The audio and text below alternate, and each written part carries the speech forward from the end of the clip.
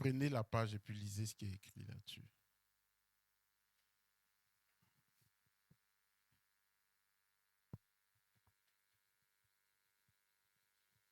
Qu'est-ce qui est écrit là-dessus? Vous saurez que je suis l'Éternel. Bon, j'ai une autre inspiration alors, mais c'est pareil. Non, non, c'est pareil. Parce que moi, dans ma tête, c'était « et l'on saura que je suis l'Éternel ». Mais c'est la même chose. C'est la même chose. Vous saurez et l'on saura. C'est les deux dimensions du témoignage qui viennent à toi et qui touchent aussi les autres. Donc, on garde les deux thèmes. Ça fait un bon cocktail ce matin. Ils sauront et l'on saura que je suis l'Éternel. Amen. Alors, donc, tu es caché là. Tu peux t'asseoir à côté. Tu es caché par le pilier.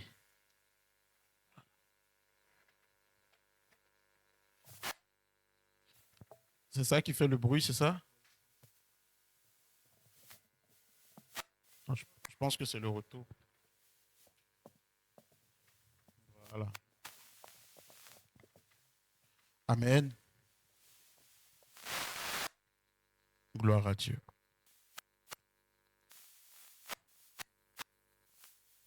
Et l'on saura que je suis l'Éternel. Seigneur, nous voulons bénir ton nom pour ta présence en ce lieu. Nous voulons te rendre toute la gloire. Que ton esprit nous touche, dispose les cœurs et nous permette de te servir ce matin dans un esprit de contemplation, dans un esprit de révélation. Merci Père. C'est en ton nom que nous avons ainsi prié. Amen. Amen. Nous sommes dans une saison particulière. La saison de l'hiver 2025-26. On est à cheval sur les 2 années de toute façon. Et pour ouvrir cette nouvelle saison, nous avons cherché Dieu. Et le Seigneur nous a donné un thème. Et je crois que lorsque le Seigneur donne un thème, c'est parce qu'il est lui-même dans le thème et c'est parce qu'il veut agir et travailler par rapport à ce thème. Donc j'ai envie de dire à une personne ce matin que nous ne sommes pas en train de partager une information, nous sommes en train de partager une déclaration parce qu'elle est déjà inscrite. Et c'est parce qu'elle est inscrite que Dieu nous donne ce thème ce matin. Alors j'ai envie de te dire, fais de ce thème ton thème. Fais de ce thème le thème de ta saison hiver 2025-26.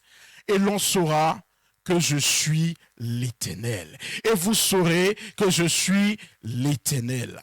Et je vais parcourir plusieurs histoires comme ça ce matin où on entend l'expression « et vous saurez que je suis l'Éternel ». Et comme nous sommes dans un culte de clôture de jeûne, je vais certainement vous solliciter à plusieurs...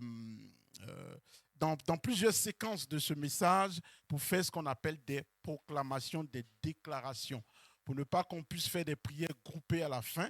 À chaque fois que j'aborderai un thème, j'aimerais qu'à la fin, on puisse, pour celles et ceux qui peuvent se lever, déclarer, proclamer, parce que nous sommes dans un culte spécial. Gloire à Dieu. Qui croit que nous sommes dans un culte spécial? Alors,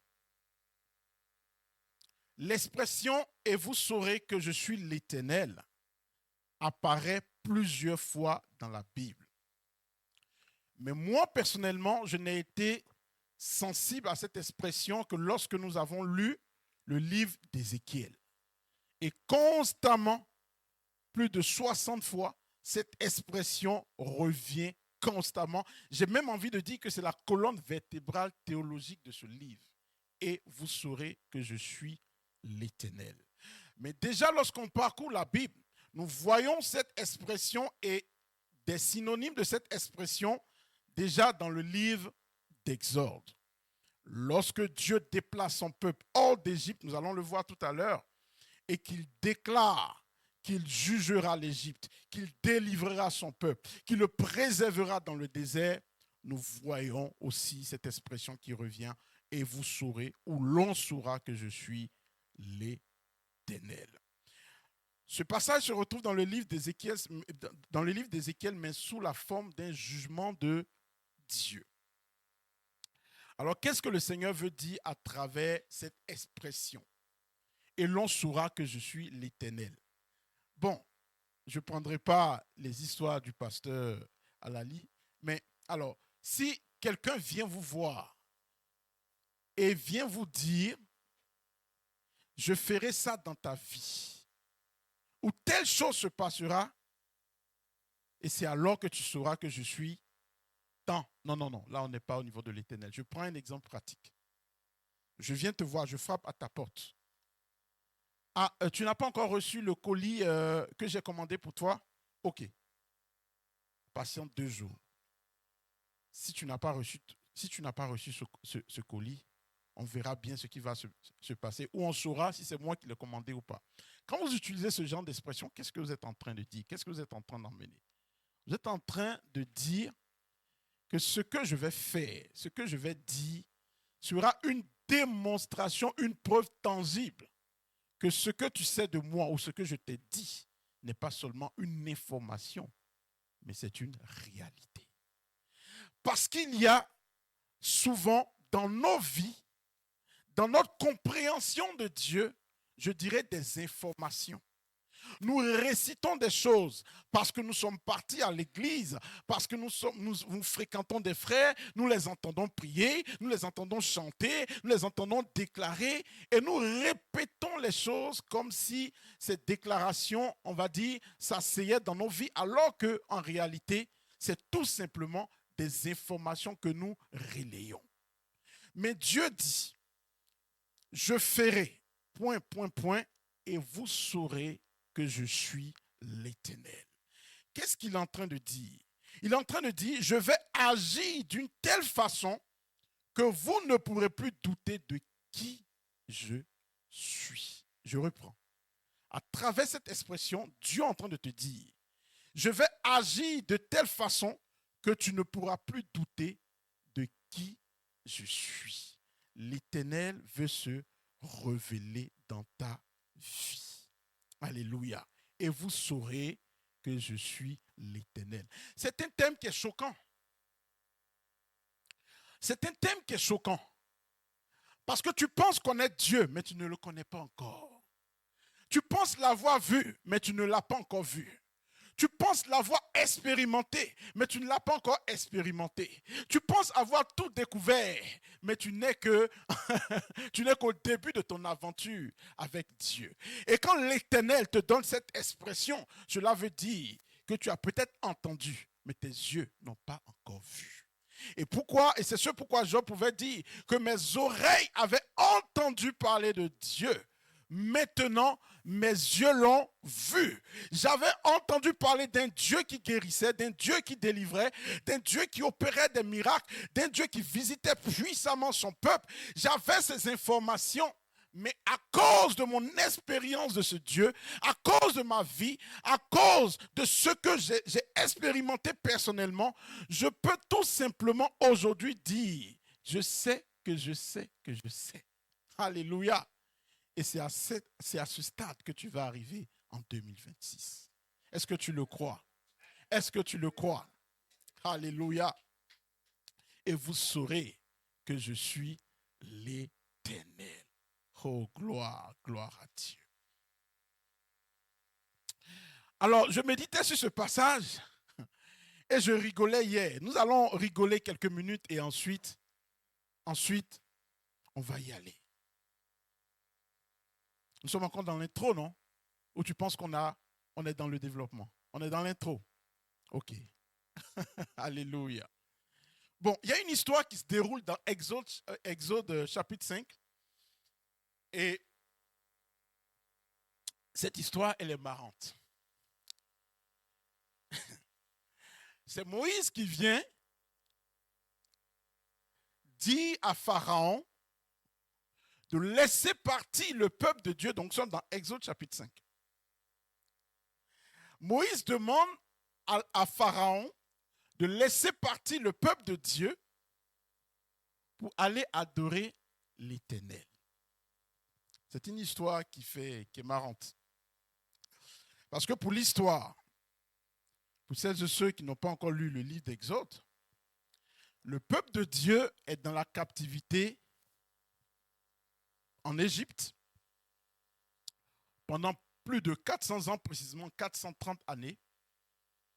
Et ce peuple est asservi par l'Égypte. Des travaux forcés, des brimades et tout ce qui suit. Et le peuple crie à l'Éternel. Le peuple soupire, le peuple pleure, le peuple gémit.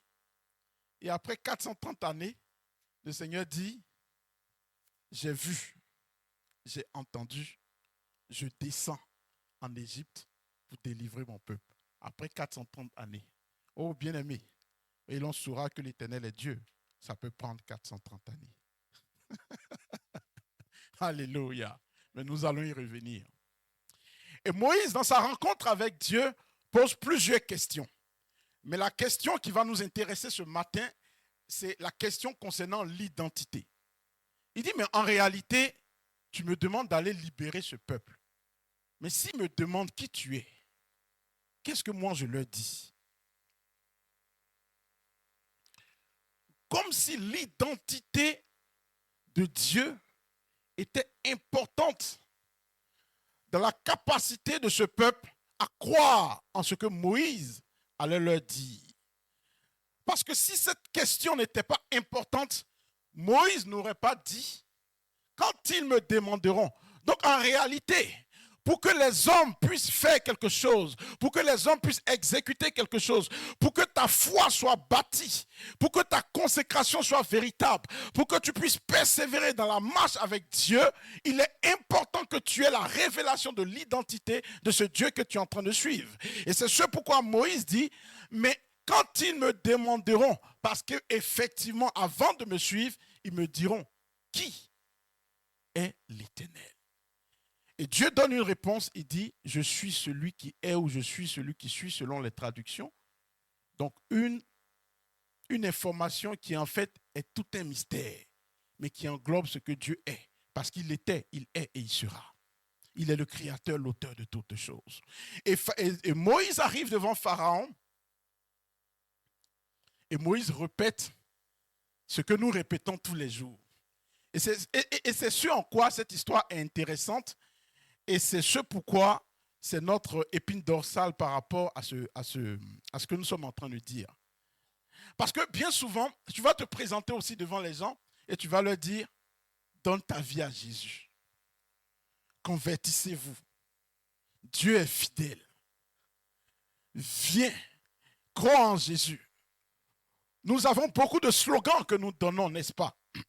Mais il dit ce matin, comme Moïse, tu iras dire à ces personnes, venez suivre l'Éternel. Mais ils te diront, qui est l'Éternel? Qui est l'Éternel? Alors c'est intéressant parce que qu'est-ce que Pharaon dit dans Exode chapitre 5 verset 2? Pharaon répondit, qui est l'Éternel pour que j'obéisse à sa voix en allant, en laissant aller Israël? J'aime ce passage. Ah oui, il y a des moments dans ta vie où les situations doivent te défier, où les hommes doivent te défier, où tes oppresseurs doivent te défier, où tes challenges doivent te défier. J'aimerais dire à une personne, en réalité, Dieu est derrière les challenges que tu es en train de vivre, parce qu'il veut te donner la révélation de son identité. Pharaon poursuit, il dit, je ne connais point l'Éternel. C'est frappant, n'est-ce pas? Il dit, qui est l'Éternel pour que j'obéisse à sa voix? Je ne le connais pas. Et tu me demandes de laisser partir ce peuple. Au nom de quel Dieu? Au nom de quelle alliance? Au nom de quelle révélation?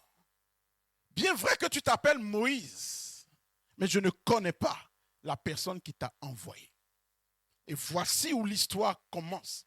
Et voici où l'histoire commence pour ta vie. Et voici où ton expérience commence avec Dieu. Parce que Moïse était certainement troublé par cette réponse. Il s'attendait certainement à dire, et lorsqu'il prononçait par exemple le nom de l'Éternel, que Pharaon dise, oh, l'Éternel, ce grand Dieu, ce puissant Dieu. Moïse, ne t'inquiète pas, dès demain, faites vos bagages et allez-y. Mais c'est sans connaître les challenges de la vie. C'est sans connaître l'ennemi de nos âmes. Sans connaître les plans du diable, sans connaître l'oppression de l'ennemi, sans connaître le combat spirituel. Oui, bien-aimé, les gens ne te lâcheront pas. Les situations s'opposeront, les situations se lèveront, les pharaons résisteront. Les pharaons te diront, qui est ton Dieu? Quelle est cette alliance? Pourquoi je te laisserai? Pourquoi j'obéirai? Pourquoi je vais libérer cette personne? Pourquoi elle va se marier? Pourquoi cette stérilité partira? Pourquoi cette situation doit partir? Au nom de quel Dieu? Au nom de quel Dieu? Je ne laisserai pas partir ce peuple. Je ne laisserai pas partir cette personne. Je ne te laisserai pas aller dans ce couloir. Je ne te laisserai pas vivre cette expérience, cette destinée qui est sur ta vie. Parce que tu viens m'annoncer quelque chose. Mais je ne sais pas de quoi tu parles. Qui est l'Éternel? Mais bien aimé, j'ai une bonne nouvelle. Parce qu'avant de rentrer dans le développement, j'ai envie de te donner juste la fin de l'histoire pour que tu comprennes que le film se termine toujours de façon glorieuse. Alors, dans Exode chapitre 12, versets 31 à 32, on va lire cette histoire. Exode chapitre 12, versets 31 à 32. La Bible dit, en pleine nuit, Pharaon convoqua Moïse et Aaron et leur dit, levez-vous, partez de chez nous, vous et les Israélites, et allez rendre un culte à l'Éternel comme vous l'avez demandé. Prenez avec vous votre bétail, gros et petit, comme vous l'avez dit. Allez-vous-en. Et, ce qui est intéressant dans le passage, il dit, et demandez pour moi, selon la version de Semeur, la bénédiction de Dieu. On commence par qui est l'Éternel? Je ne le connais pas pour que je puisse obéir à sa voix. Et on termine par vas-y. D'ailleurs, avant de partir, que ton Dieu me bénisse. On peut même s'arrêter là ce matin. Gloire à Dieu. C'est ça l'Éternel. Les histoires qui commencent toujours de façon compliquée parce qu'on n'a pas la révélation de son identité et qui à la fin finissent par un témoignage. Qui aspire à cela ce matin? Qui aspire à cela en 2026? Alléluia. Gloire à Dieu. Alors si tu aspires à cela en 2026, tu le reçois au nom puissant du Seigneur Jésus. Et vous saurez que je suis l'Éternel.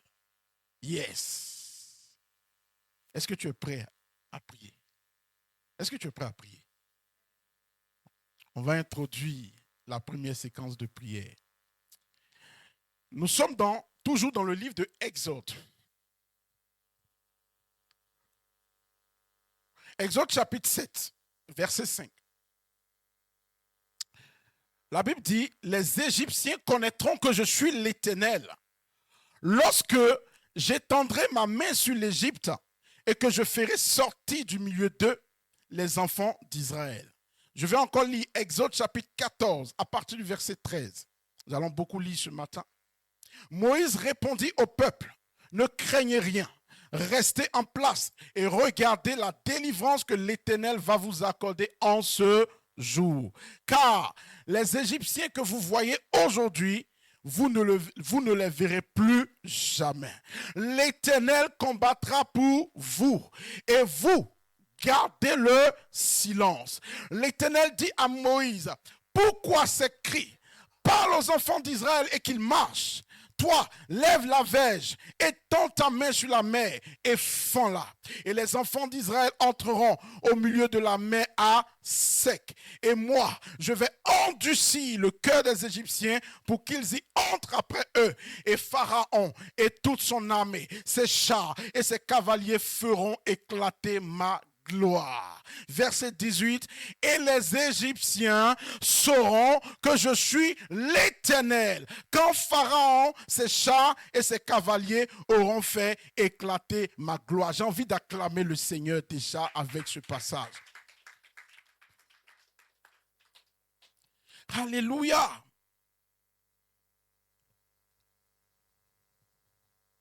Vous saurez, j'ai envie de dire à une personne d'abord, pour celles et ceux qui notent ce matin, voici mes pistes de prière.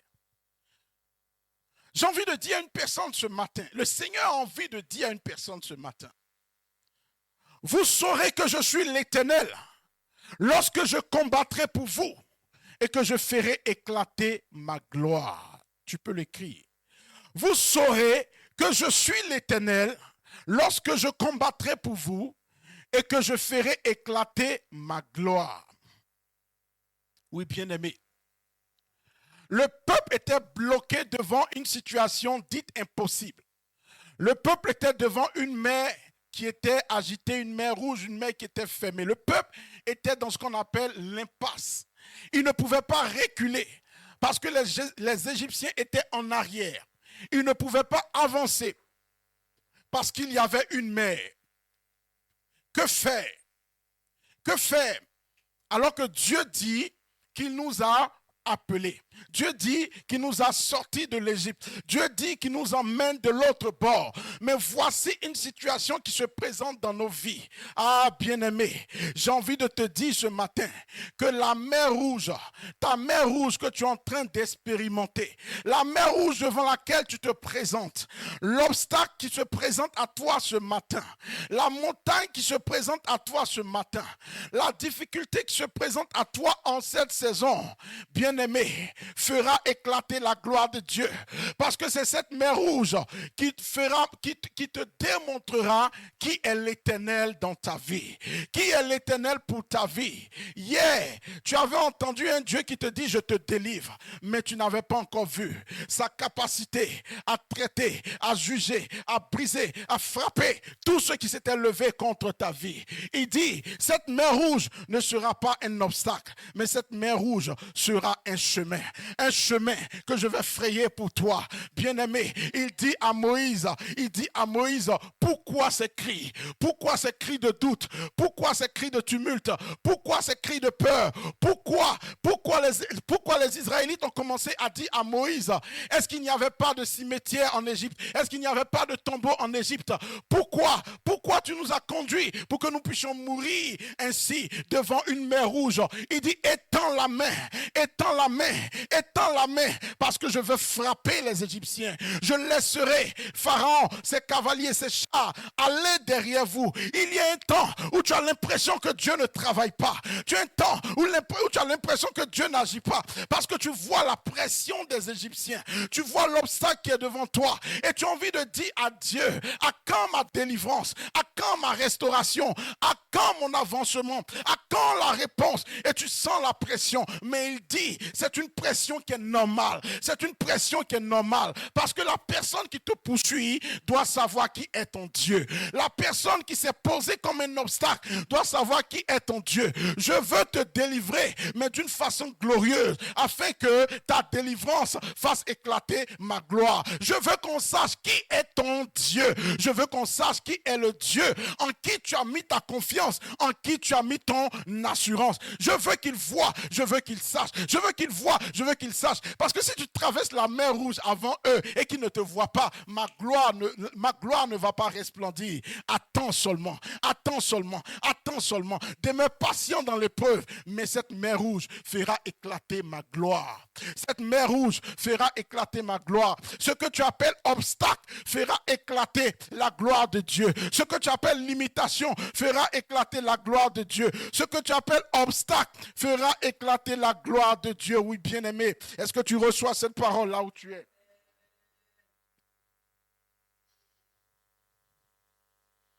Dans 1 Roi chapitre 20, verset 28, il y a une histoire similaire. Ben-Hadad, roi de Syrie, vient défier le roi d'Israël. La Bible dit, l'homme de Dieu s'approcha et dit au roi d'Israël, ainsi parle l'Éternel, parce que les Syriens ont dit, l'Éternel est un Dieu des montagnes et non un Dieu des vallées. Je livrerai toute cette grande multitude entre tes mains et vous saurez que je suis l'Éternel. Oui.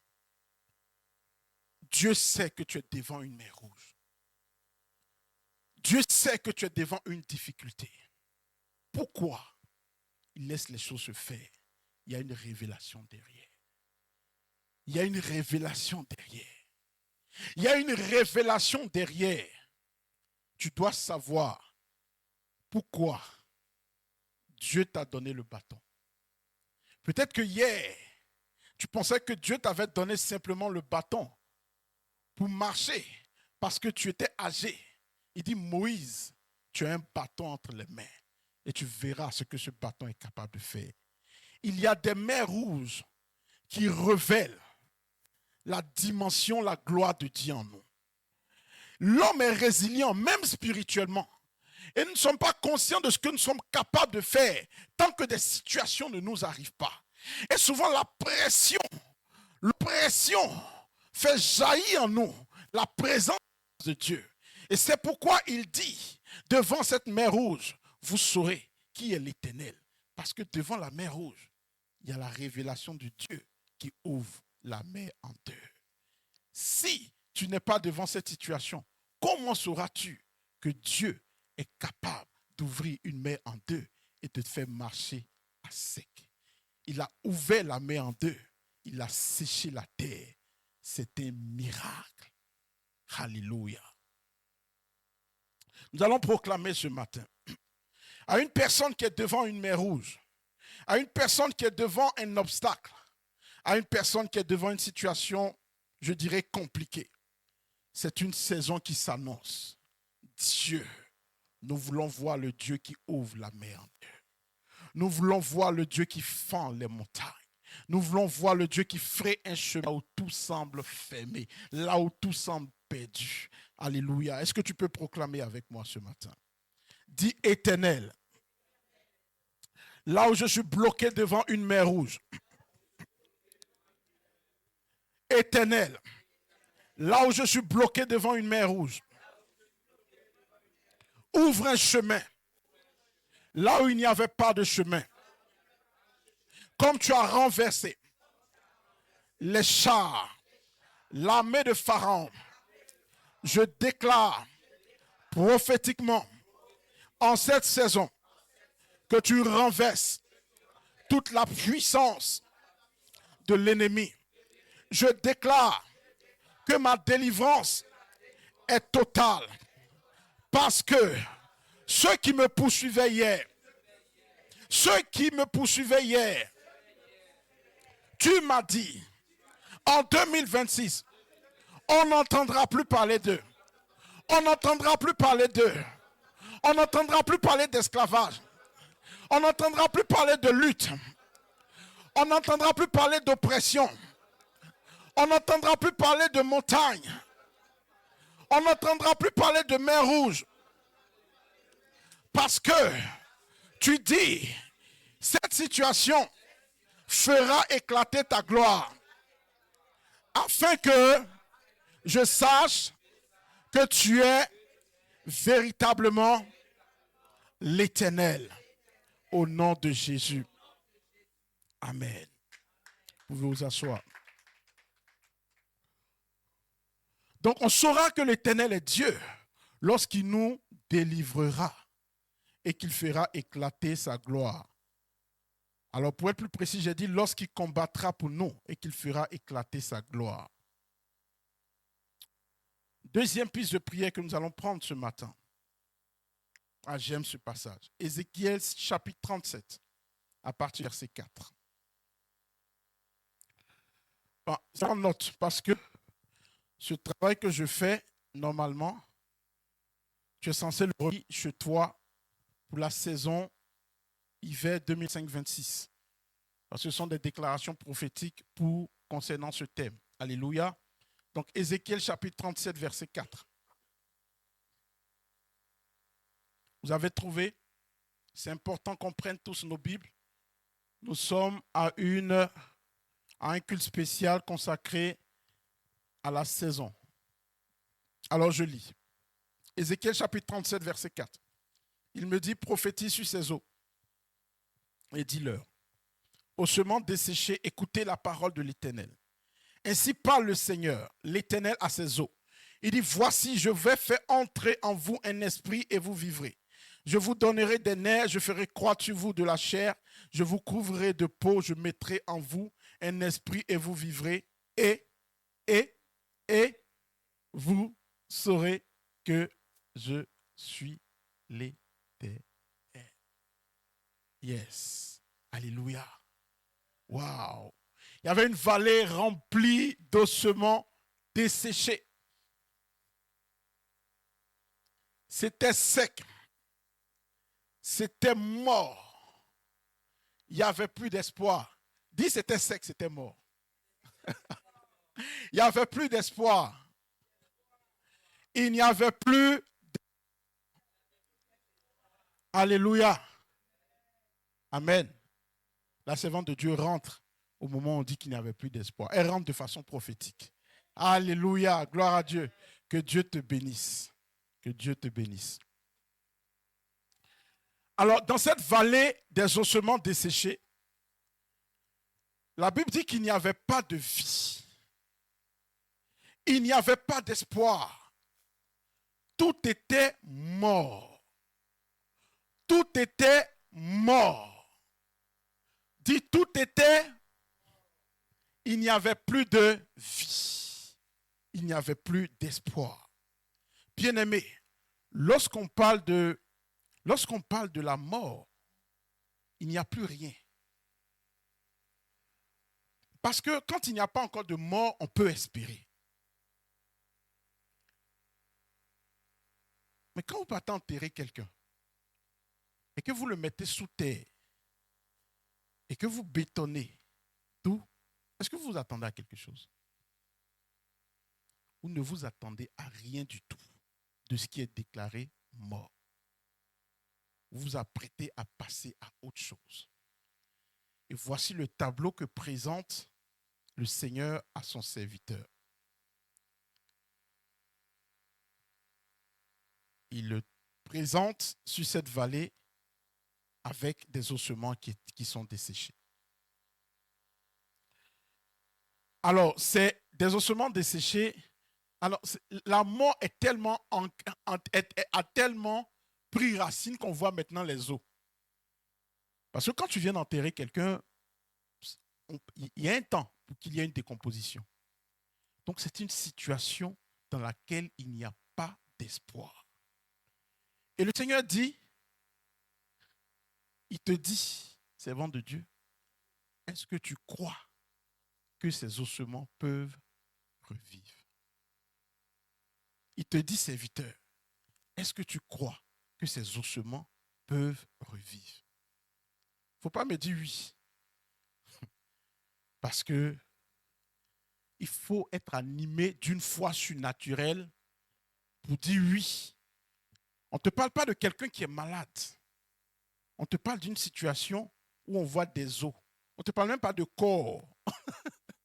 Et la Bible précise que les ossements sont secs. On appuie sur la précision. Le tableau est tel qu'il n'y a rien qui peut t'emmener à croire, à espérer qu'une solution peut venir de cette situation. Et le prophète, il est très sage et il est très intelligent. Il dit, Seigneur, toi-même, tu le sais. Je n'ai pas de réponse par rapport à ces choses. Et j'ai envie de dire à une personne ce matin, il faut que tu apprennes à dire à Dieu, Seigneur, tu le sais. Mais qu'est-ce qu'il dit à son prophète? Il dit, je donnerai vie à ces ossements. Je donnerai une forme à ces ossements. Je donnerai un espoir à ces ossements. Je donnerai une forme à ces ossements. Il dit, afin que vous sachiez que je suis l'Éternel. Donc Dieu est en train de dire à une personne, J'ai laissé la situation pourrie. J'ai laissé la situation sans espoir. Je suis allé jusqu'à l'extrême, au point où on n'espère même pas que quelque chose puisse sortir de la situation. Mais il dit, mon Dieu, j'ai fait cela afin que on puisse savoir qui est l'Éternel. J'ai laissé un homme qui s'appelle Lazare dans le tombeau. Pendant plus de 4 jours, pour qu'il n'y ait même plus d'espérance. Pour qu'on sache que je suis quoi? Il dit, je suis la résurrection et la vie.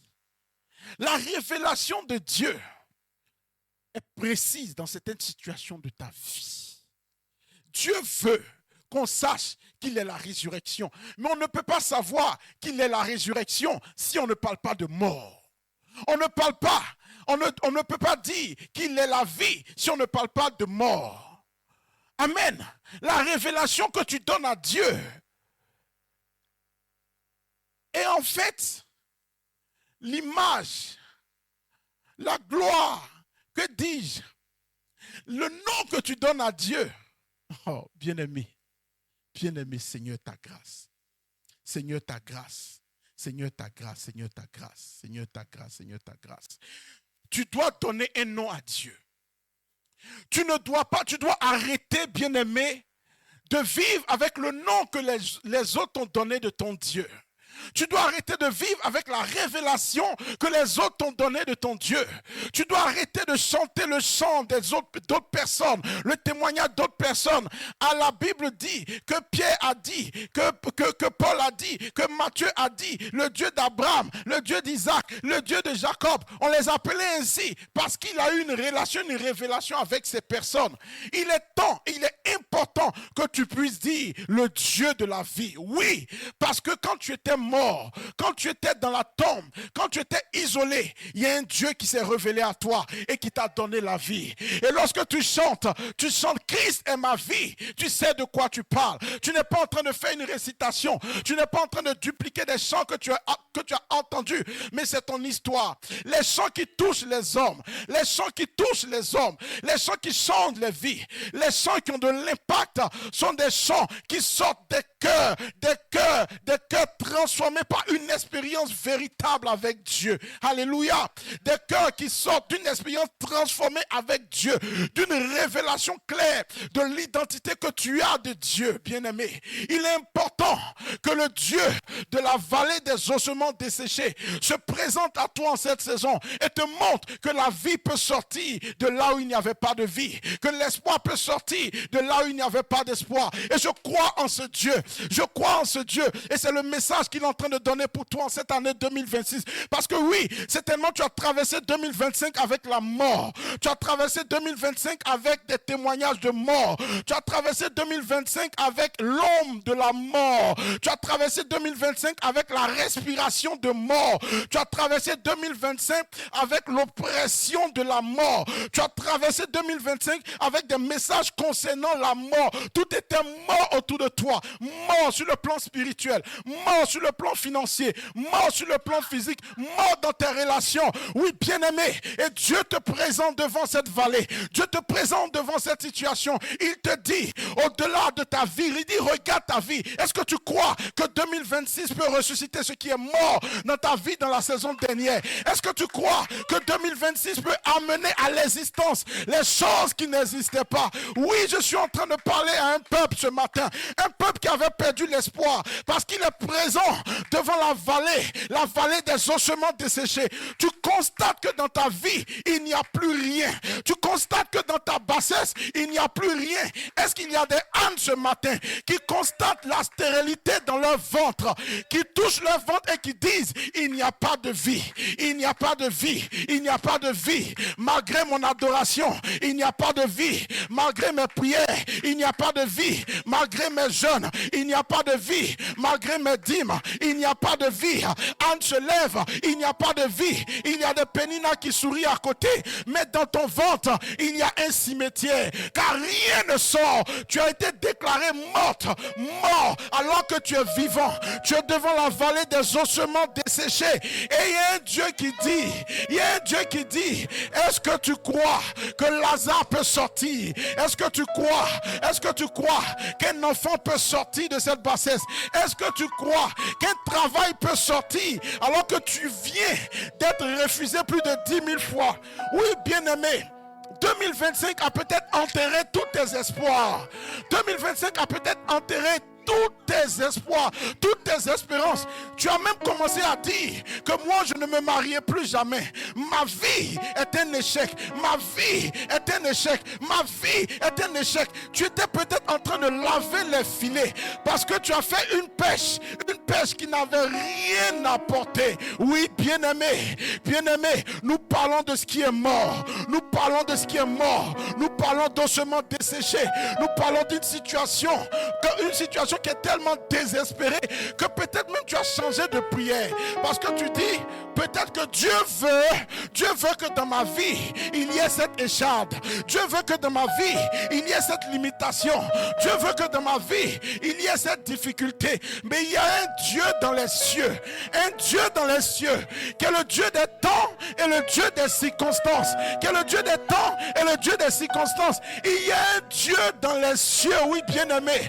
Un Dieu, lorsqu'il se présente, il ne se présente pas seulement avec une information, mais il se présente avec la capacité de changer ta réalité. Parce que le Dieu que tu sais est un Dieu de la vie. Est-ce qu'il y a une chose qui est morte dans ta vie en cette saison que tu as envie de ressusciter? Est-ce qu'il y a une chose qui est morte dans ta vie en cette saison que tu as envie de ressusciter? Il dit, et vous saurez que je suis l'Éternel. Alors j'ai envie de dire à une personne ce matin, le défi, Dieu est en train de te dire, c'est parce que tout est gâté que je viens. C'est parce qu'il n'y a plus d'espoir que je viens. Le Dieu qui n'est pas capable de donner des solutions à son peuple n'est pas le véritable Dieu. Oui, c'est vrai, nous l'adorons pour ce qu'il est. Mais notre foi est bâtie sur ce qu'il fait. Bien-aimé, notre foi est bâtie sur ce qu'il fait. Parce que notre vie, la marche avec Dieu, doit être une vie d'évidence. Les hommes pour croire ont souvent besoin de voir. Et c'est pourquoi il les a mis dans la chambre haute. Qu'est-ce qu'ils ont reçu? Un esprit de témoignage. Ils ont reçu une puissance. Et il a dit, vous serez mes témoins. Le témoin, c'est quelqu'un qui voit et qui est capable de dire que ce qu'il dit est la réalité parce qu'il a déjà expérimenté. Nous ne sommes pas en train de servir un Dieu pour rigoler, pour faire un fan club parce qu'on a envie de... Non, je crois en un Dieu qui doit changer la situation des hommes et des femmes parce qu'il est le Dieu de l'invisible et le Dieu de l'impossible. Arrêtons de nous mentir, de dire que nous venons à l'église et que nous n'aspirons pas à des miracles. C'est faux. Qui n'aime pas les miracles? Qui n'aime pas la transformation? Qui n'aime pas la révélation? Bien-aimé, pendant un an, il faut adorer pendant un an. Mais il faut qu'un jour dans l'année, Dieu vienne apaiser ton cœur. Dieu vienne consoler tes peurs. Dieu vienne consoler tes pleurs. Bien-aimé, il est important que Dieu se lève. Que Dieu se lève dans ma vie. Alors je crois. Je ne crois pas au Dieu du possible. Je crois au Dieu de l'impossible. Je ne crois pas au Dieu du naturel. Je crois au Dieu du surnaturel. Ce qui est possible est dans la main des hommes. Mais ce qui est impossible est dans la main de Dieu. Il dit qu'à toute chose, il dit qu'à rien n'est impossible à Dieu. Oui, parce qu'il se présente devant une femme qui s'appelle Marie. Il dit tu concevras alors que tu n'auras pas de relation. Comment cela est possible? Oui, aux hommes cela est impossible, mais à Dieu toutes choses sont possibles. Je ne sais pas quel Dieu tu sais. Je ne sais pas quel Dieu tu sais. Je ne suis pas en train de te dire que ça va prendre certainement une année. Parce que pour les Israélites, ça a pris 430 années. Ça peut prendre du temps. Mais ta foi doit être bâtie sur le fait que Dieu est en train de travailler. Que Dieu est en train de travailler. Que Dieu est en train de travailler. Que tant que tu vis, tu n'abandonnes pas. Que tant que tu vis, tu ne lâches pas. Que tant que tu vis, tu ne désespères pas. Que tant que tu vis, tu continues. Il dit, si tu crois, prophétise. Il dit, si tu tu crois, prophétise. Dieu ne dit pas, si tu crois, je vais faire. Il dit, la capacité de créer le miracle est dans ta bouche. Si tu crois que cette personne peut revivre, il dit déclare. Il dit déclare. Il dit déclare. Il dit prophétise. Et bien souvent, nous avons cette foi qui est cachée dans nos cœurs. Mais parce que nous avons peur, nous ne le déclarons pas. Mais il faut le dire. Il faut le vivre. Il faut l'annoncer. Il faut le déclarer. On peut te prendre pour un fou. Je ne sais pas qui était témoin d'Ézéchiel durant cette scène. S'il avait peut-être des disciples, s'il avait des enfants spirituels, regardez, ils vont dire, mais notre père spirituel est fou. Notre père spirituel est fou. Comment on peut croire que des ossements desséchés, il peut avoir une chair, il peut avoir des nerfs, il peut avoir une forme, il peut avoir une vie, il peut même se cacher une armée derrière ce qui n'existe pas. Ah, bien-aimé, Dieu crée toutes choses à partir de rien. Dieu crée toutes choses à partir de rien du tout. Oui, bien-aimé, il est Dieu. Est-ce que tu crois qu'il a créé toutes choses? La Bible dit au commencement, la terre était informe et vide. Il n'y avait rien. Tout était tohu bohu. C'était un désordre. Dieu crée à partir de ce qui n'existe pas. Les hommes créent à partir de ce qui existe. Mais Dieu crée à partir de ce qui n'existe pas. C'est ce qui le rend authentique. C'est ce qui le rend puissant. C'est ce qui le rend véritable. Donc même si les ossements sont desséchés, ça c'est la réalité des hommes, la conception des hommes. Mais je sais que Dieu n'a pas besoin d'ossements pour créer l'homme. Il n'a pas créé l'homme à partir des noces. Il a créé l'homme à partir de sa parole. Il a formé l'homme. Il s'est abaissé, il a pris la poussière, il a donné une forme. Il a crié, il a déclaré, il a prophétisé. Les choses ont pris vie. Alors je n'ai pas besoin de voir, j'ai besoin de croire. Je n'ai pas besoin de voir, j'ai besoin de croire. Je n'ai pas besoin de croire, j'ai besoin de voir. Oh bien-aimé, bien-aimé. Ces deux thèmes sont interchangeables. Voir, croire, croire, voir. Parce que Dieu est véritable. La vallée des ossements desséchés. Ah, c'est possible. C'est possible que la vie sorte de là. C'est possible que la vie sorte de là. Est-ce que je parle à des personnes à qui on a annoncé que vous avez un cancer, une maladie incurable, une situation improbable, une situation compliquée? Les médecins ont fait les diagnostics, ont fait l'analyse, ils ont donné le verdict. Mais tu te présentes ce matin devant la vallée des ossements desséchés et tu dis, Seigneur, que dis-tu? Que dis-tu? Il dit, c'est vrai ce qu'ils t'ont dit. C'est vrai ce qu'ils t'ont dit. C'est sec, il n'y a pas de vie. Mais je suis celui qui a appelé Sarah. Je suis celui qui a appelé Sarah. Je suis celui qui a appelé Abraham. Un homme au sein duquel il n'y avait pas de vie. Dieu a créé une vie en Abraham. Alors qu'il était déjà centenaire, il défie les lois du temps, les lois des circonstances. Ils sauront qui est l'Éternel lorsqu'il arrivera à cette dimension de ta vie. Oui, n'aie pas peur des défis que tu es en train de vivre. N'aie pas peur des situations qui sont redoutables, qui sont autour de toi.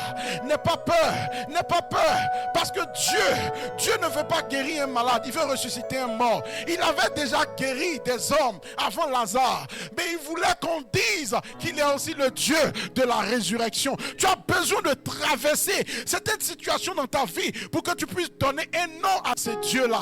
Tu l'appelleras jamais le Jéhovah Jireh tant que tu n'auras pas donné ce que tu as de plus cher. Tant que tu n'auras pas donné ce que tu as de plus cher, tu ne l'appelleras pas Jéhovah Rapha tant qu'il ne t'aura pas sorti d'une maladie que les hommes avaient déclarée maladie incurable. Bien-aimé, tu chanteras le Dieu de guérison parce que tu auras vu Dieu défier les lois de la nature physique dans ta vie. Alléluia. La vallée des ossements desséchés. Qui peut dire avec moi la vallée des ossements desséchés? La vallée des ossements desséchés. Je reçois la vie de Dieu ce matin. Nous proclamons ensemble, Éternel, là où des vies ressemblent à une vallée d'ossements desséchés, là où dans ma vie il y a des situations qui ressemblent à la mort, Seigneur, parle encore Envoie ton souffle. Rassemble ce qui était dispersé. Ranime ce qui était mort. Et restaure ce qui était brisé. Au nom puissant du Seigneur Jésus. Au nom puissant du Seigneur Jésus. Alléluia. Est-ce qu'il y a quelqu'un qui est avec moi? Déclare, déclare, déclare. Déclare, déclare, déclare sur ta vie. Déclare et proclame sur ta vie. Déclare et proclame sur ta vie. Déclare et proclame que ce qui était mort reprend vie. Que ce qui était mort reprend vie. Au nom puissant du Seigneur Jésus. Parle sur ta bassesse. Parle sur ta bassesse. Impose-toi la main. Déclare que ce qui était mort reprend vie. Au nom puissant du Seigneur Jésus. Nous annonçons la vie. Là où la mort avait été déclarée. Nous annonçons la vie. Là où la mort avait été annoncée. Au nom puissant du Seigneur Jésus. Au nom puissant du Seigneur Jésus. Au nom puissant du Seigneur Jésus. Au nom puissant du Seigneur Jésus. Dieu de vie, amène la vie. Dieu de vie, amène la vie. Dieu de vie, amène la vie. Dieu de vie, amène la vie. Au nom puissant du Seigneur Jésus. Oh, que toute mort lâche prise dans cette saison. Que toute mort lâche prise dans cette saison. Au nom puissant du Seigneur Jésus.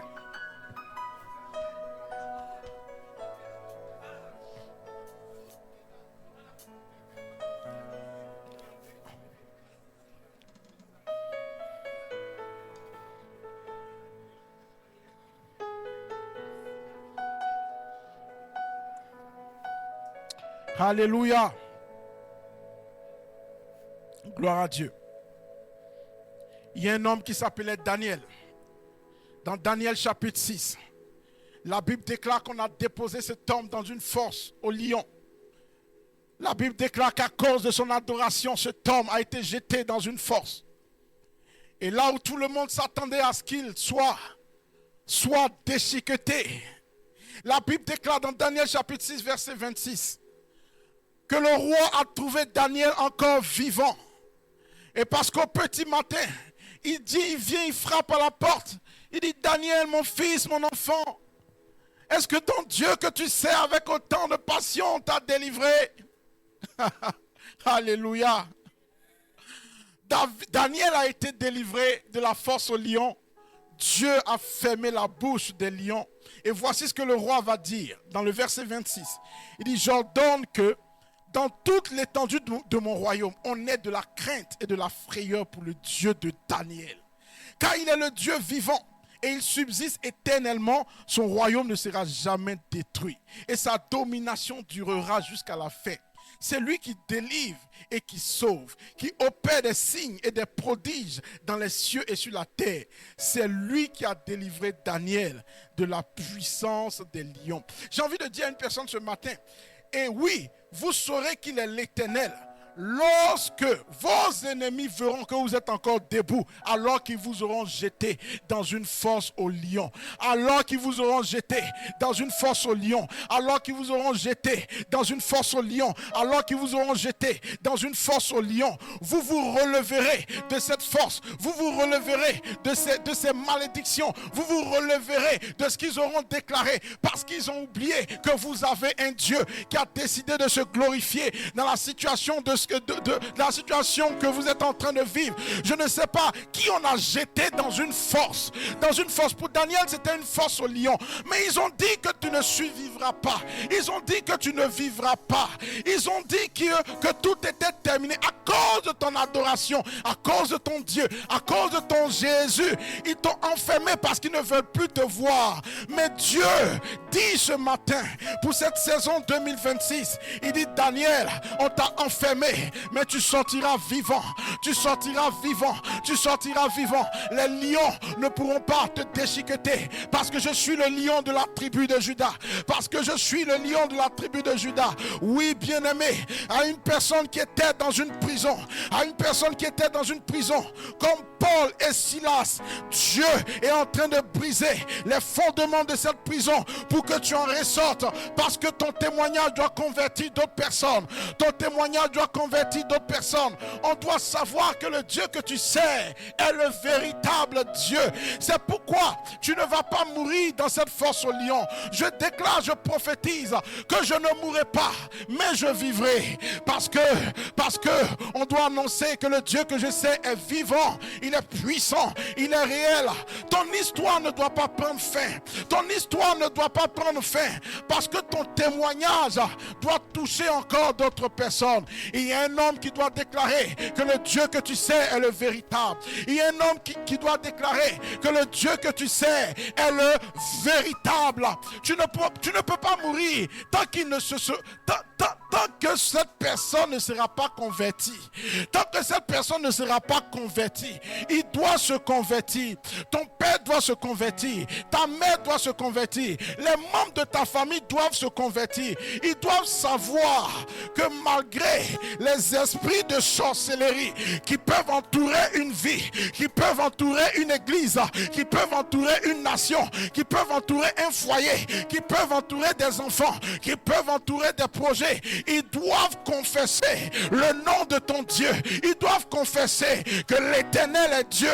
Ils doivent confesser que l'Éternel est vivant. Ils doivent confesser que tu sais le véritable. C'est pourquoi tu ne dois pas mourir. C'est pourquoi tu vas réussir. C'est pourquoi tu vas enfanter. C'est pourquoi tu vas te marier. C'est pourquoi tu vas exercer ce ministère. C'est pourquoi tu vas servir l'Éternel. Parce qu'à travers ton témoignage, ils seront forcés de dire: ah, ça c'est le doigt de Dieu. Ah, ça c'est le doigt de Dieu. Ils doivent le dire. Ils doivent le dire. Ils doivent le dire. Ils doivent le dire. Ils doivent le dire. Ils doivent le dire. Ils doivent le dire. Ils doivent le dire. Ils doivent le dire. Ton père doit le dire. Ta famille doit le dire. Ta famille doit le dire. Ah, la prison de la sorcellerie va s'ouvrir parce qu'ils sauront que l'Éternel est Dieu. Ils ont tué d'autres personnes avant toi. Ils ont enterré d'autres destinées avant la tienne. Mais ils s'arrêteront devant ton histoire. Ils s'arrêteront devant ton image. Ils s'arrêteront devant ton nom. Ils s'arrêteront devant ton nom. Parce que ton histoire est différente. Parce que ta vie est différente. Parce que tu es une perle de prix. Parce que tu es le Joseph de ta famille. Ah, ils vont s'arrêter. Ils vont s'arrêter. Tel que la prison n'a pas pu limiter le rêve de Joseph. Ils sauront que tu as un Dieu. Que tu as un Dieu. Oh bien-aimé, malgré la force dans laquelle tu es, déclare ce matin: ah, Jésus. Ils doivent le dire. Ils doivent le dire. Ils doivent le dire. Il y a 3 personnes qui sont tombées dans une fournaise ardente. Shadrach, Meshach et Abednego. La Bible déclare qu'ils sont tombés dans un feu. On les a mis dans un feu. Et ce feu devait les consumer. Ce feu devait les tuer. Ce feu devait les anéantir. Ah, mais il y avait un ange, une 4e personne dans ce feu qu'aucun homme ne pouvait anticiper, qu'aucun homme ne pouvait voir. Il y avait la présence du Dieu vivant. Le Dieu que tu sais est allé te trouver dans cette fournaise ardente. Bien-aimé, parce que dans ce royaume, 3 personnes ont décidé de ne pas adorer la statue. À cause de leur adoration, ils ont fini dans le feu, mais ils n'ont pas fini dans la tombe, parce que Dieu voulait se révéler. Parce que Dieu voulait se révéler. Ils t'ont mis sous terre, mais ils n'ont pas pu t'enterrer. Ils ont déclaré la mort, mais Dieu avait dit non. Je l'avais planté, je l'avais caché, je l'avais isolé, afin que ma gloire puisse rejaillir. Alléluia. La Bible déclare qu'ils sont sortis de cette fournaise ardente et ils n'ont pas été atteints par le feu. Les habits qu'ils ont portés n'ont pas été brûlés par le feu.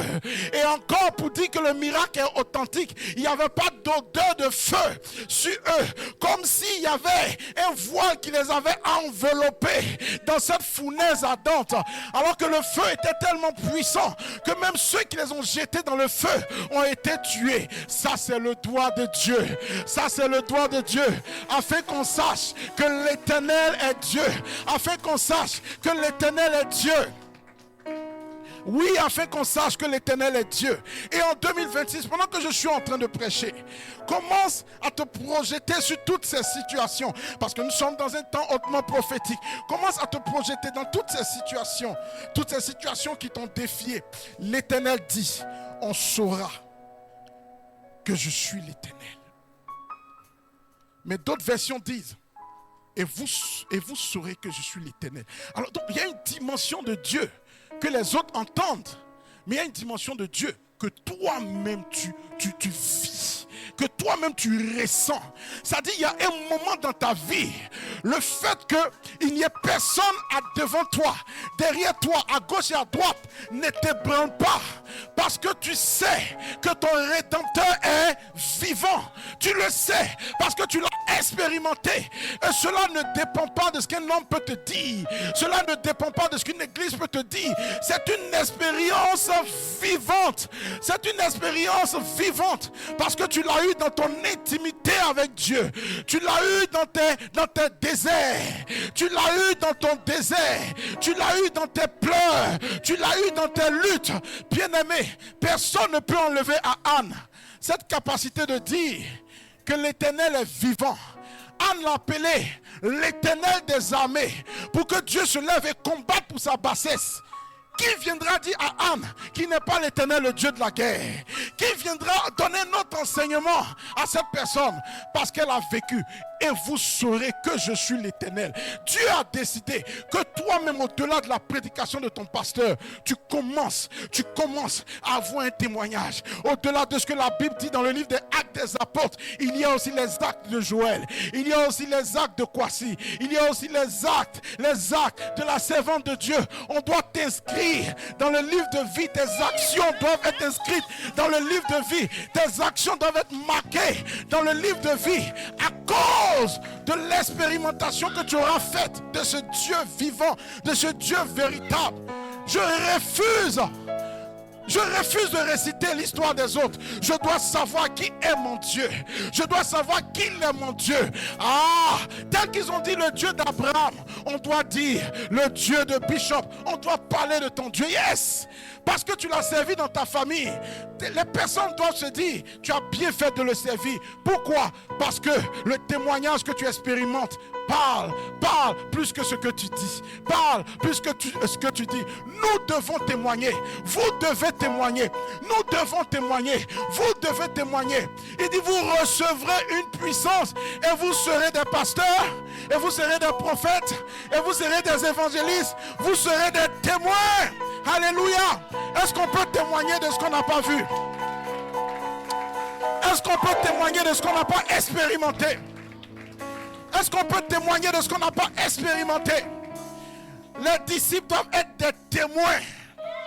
Les disciples doivent être des témoins. Seigneur, je suis frustré parce que je n'ai pas de témoignage. Seigneur, comment évangéliser alors que je n'ai pas de témoignage? Bien-aimé, tu dois refuser une vie sans saveur, une vie sans témoignage, une vie sans impact. Tu sais quel Dieu? Le Dieu qui se lève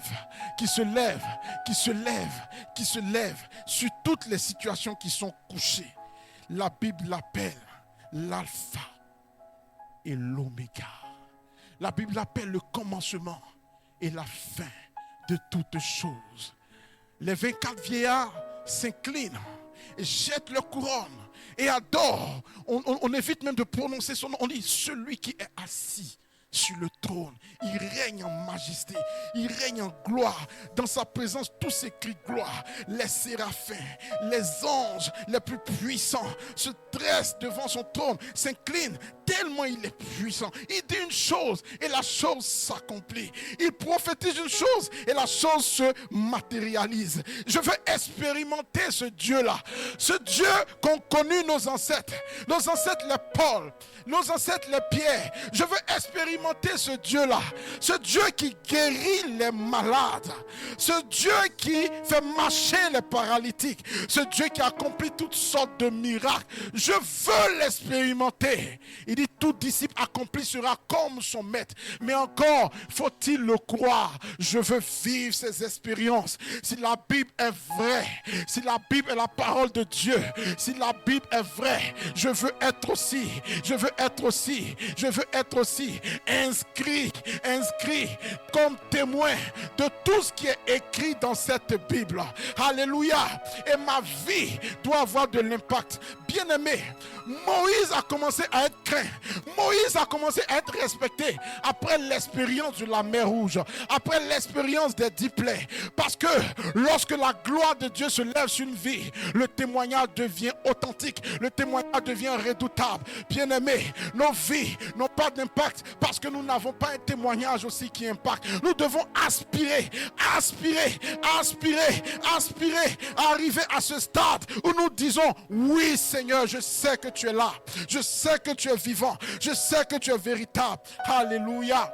Le Dieu d'Abraham, le Dieu d'Isaac, le Dieu de Jacob, mais aussi le Dieu de la servante de Dieu. On doit te rajouter à cela. Est-ce que quelqu'un est avec moi ce matin? Est-ce que tu es avec moi ce matin?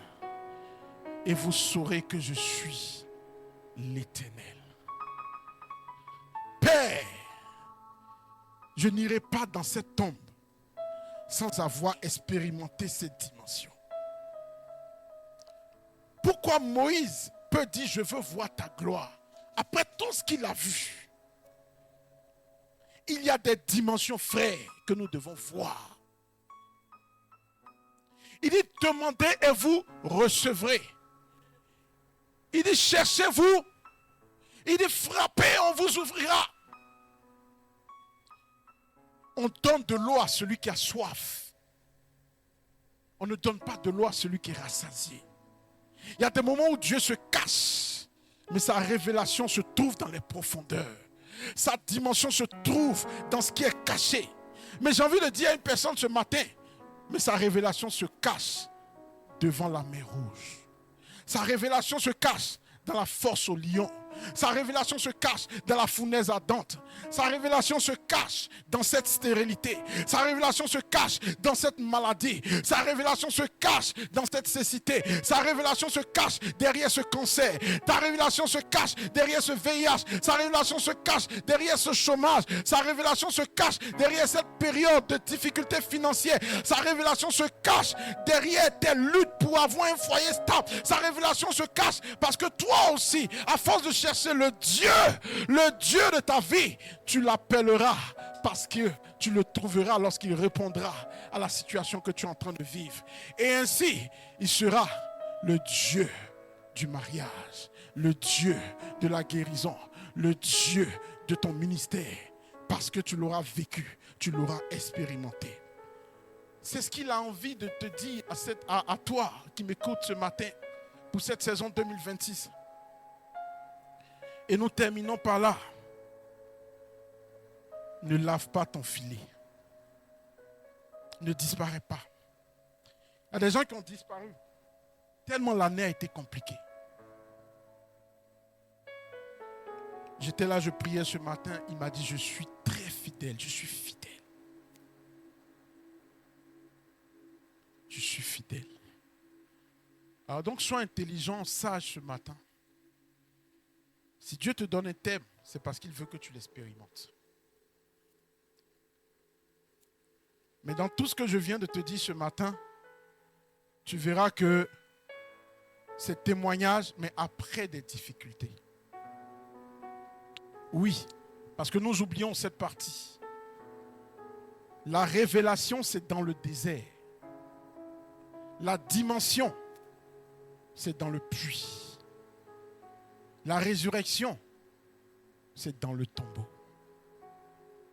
Ces choses auxquelles nous aspirons sont souvent le fruit de larmes, de souffrances. Là on t'abandonnera, c'est là que Dieu te montrera qu'il est avec toi. Là où on te méprisera, c'est là où Dieu te montrera qu'il t'aime. Tu as besoin d'accepter ces situations que tu es en train de vivre, ces situations par lesquelles tu es en train de passer. Parce que si tu veux vivre le surnaturel, tu dois apprendre à ne plus vivre dans le naturel. Vous voulez être des témoins et nous refusons d'être dans la chambre haute. Et nous refusons le témoignage, les fouets, les coups, les prisons. Nous refusons cela. Et le Seigneur se révèle. Il y a une semaine, il dit, vous allez passer à une autre dimension. Mais avant cela, il dit, mais vous allez souffrir parce que je vais vous presser. On ne reçoit le fruit de la vigne que lorsqu'on presse le vin. On ne reçoit que l'or pur que lorsqu'on le fait passer par le feu. L'éclat du diamant passe par une phase de polissage. Et le pot que vous voyez passe par des phases où le potier façonne, il casse, il reprend, il façonne, il casse, il reprend. Ta VF sera une suite de V0, V1, V3, V4, V5, V6, V7. Mais tu vas quelque part. Tu vas quelque part. Tu vas quelque part. Car toutes les expériences que tu vis façonnent la révélation du Dieu que tu sais. Yes. On ne peut pas parler d'une personne qu'on ne connaît pas. On ne peut pas témoigner d'une personne qu'on ne connaît pas. Pourquoi Dieu peut dire à Moïse, ils vont sortir, mais je vais endurcir le cœur de Pharaon? Pourquoi Dieu lui-même sait que Samuel doit sortir, mais il fait durer l'affaire dans le ventre de Anne? Pourquoi Dieu fait ces choses? Je n'ai pas de réponse. Mais ce que je sais ce matin, c'est parce que tu dois avoir la révélation du Dieu que tu sais.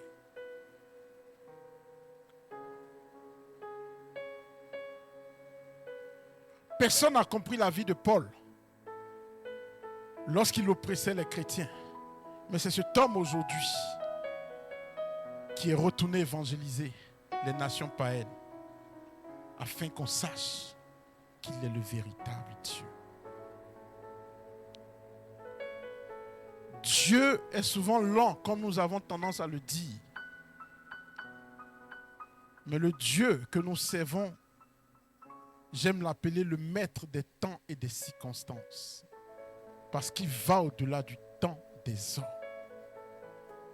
Le Dieu Kairos a décidé de visiter une personne en cette saison 2026 et faire de ta vie un sujet d'espoir, de témoignage.